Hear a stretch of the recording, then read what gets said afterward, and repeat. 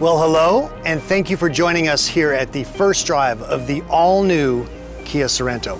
So, obviously, you're the designer, you're all about making a piece of metal get emotion, but the face is really where the emotion begins. So let's talk about that a little bit. I'll ask as directly as I can. Why? Well, we at Kia Design, we're always challenging ourselves to come up with new and creative ways to express our tiger face, which is our signature to the front end. And overall, you'll notice it's much more rugged and a bit more aggressive, and a lower sort of skid plate feeling, and then the slim sort of very horizontal grille that ties into the headlamps. Yeah, well, I noticed that when I saw some of the early sketches, which you drew, by the way. What does that do emotionally? What's the connection? Well, the emotional connection is to try and make this a bit more sporty and sort of nimble looking. Nimble, okay, that's good. Why don't we slide around from the emotional front and pick up some of the cool stuff on the sides? Cool. All right, Michael, so we've established the front end. It's got that, that new kind of look that it's Kia, but it's different. What about the side really works for you? Well, if you notice, it's very sleek in side view, which was intentional, and it's really set off by this crease line that runs all the way around the front to the back. Yeah.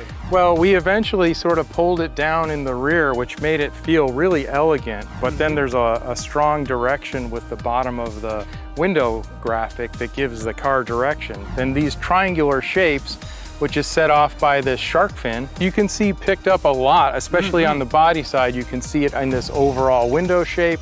You can see it in the rear spoiler area, it's in the tail lamp.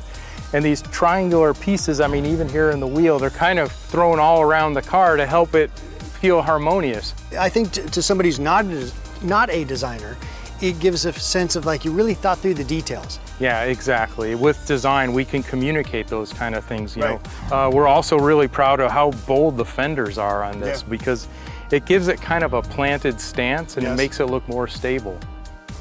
Speaking of stable, let's get around to the back here. Sure. This is a view that I personally think is super important for design. We wanted something that was very unique and sort of stood out.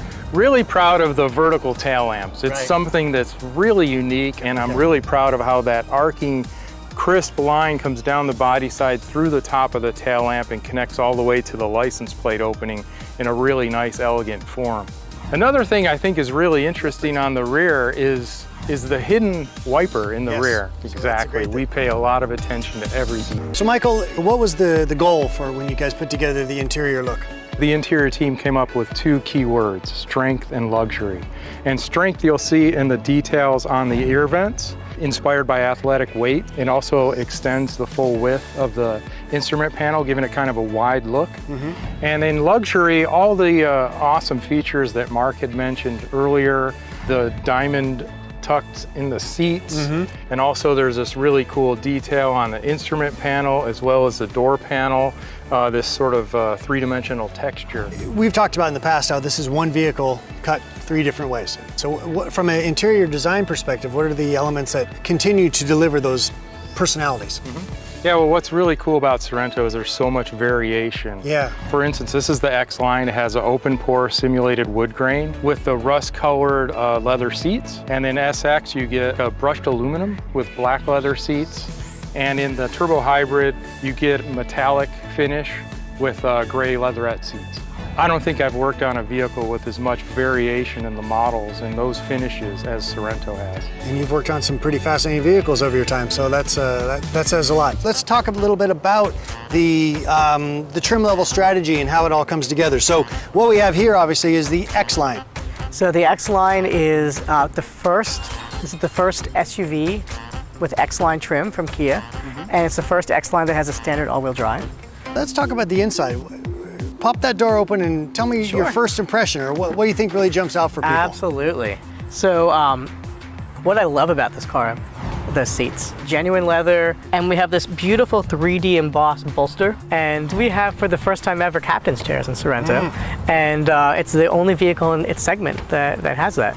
And then there's the screens. So on the top models, 12.3-inch fully digital TFT meter cluster, i.e. a big screen, plus a 10.25 navigation screen. So, and then the other thing I noticed is this huge pano roof.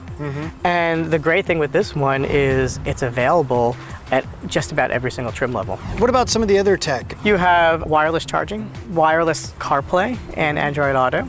Okay. If you do have a wire, we have 8 USBs to choose 8 from. USBs. No matter where you sit, there's a USB close by. You have the Bose Premium Audio. Oh, fantastic. Yeah, center point audio, 12 premium speakers, subwoofer in the back. So the audio system cranks, and that's obviously going to put my head in a good space, but I want to keep my head safe also. So tell me something about the technology in regards to keeping the car out of trouble. Absolutely. This car has a bunch of safety features standard. For example, forward collision avoidance, automatic emergency braking, also lane departure warning, lane following assist, and that basically smooths out your ping-ponging. And then we also added more safety things. So for example, we have what we call the rear occupant alert. And if it senses any movement in the back of the car, our system will warn you. All right, Mark, so we've established that the turbo hybrid looks cool, but what's going on with this powertrain? It's unique because it has both a turbo and a hybrid, meaning the batteries, right? So those batteries give you that instantaneous feeling. Right off the line, instant torque. But then the turbo kicks in when the revs move up, and then you have more power coming in. You always have power, and that's why this is so special.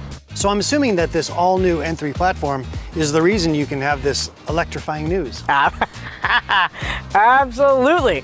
So that platform is stronger, it is lighter, and it allows both the hybrid and the plug-in hybrid powertrains, all new for us. The hybrid version, our engineers are estimating a combined 37 miles per gallon, and that will make us the most efficient 3-row SUV on the market. How cool is that? This will probably be at least 650 miles of driving range on the hybrid.